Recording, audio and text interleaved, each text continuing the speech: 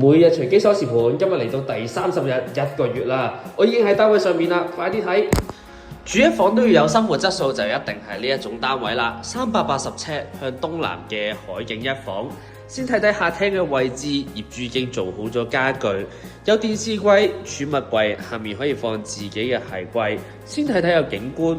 再向東南咁近海，所以反而中低層拉近咗同海嘅距離，望落都十分之舒適。隔離仲可以睇埋 LP6嘅內園景觀添。咁遠處咧，如果濕度冇咁高，仲會見到山景㗎。咁跟住咧，我哋望下廚房嘅位置啦。咁見到係會德豐好標準嘅 L 型廚房。咁儲物空間同埋呢個工作空間咧，我覺得都好充足嘅。一房用大雪櫃咧，喺而家呢個年代都要讚一讚㗎啦。咁跟住就梗係嚟到睡房啦，咁見到啦，一組大嘅衣櫃同埋雙人床都已經做好啦。咁會德豐嘅落地玻璃設計，望出去呢個景觀咧都係十分之舒適嘅。咁最後梗係望埋個浴室啦，咁好靚嘅全白色雲石設計，美中不足咧就係呢個係一個黑廁嚟嘅。唔知你會唔會追求呢種一房咁正嘅生活質素呢？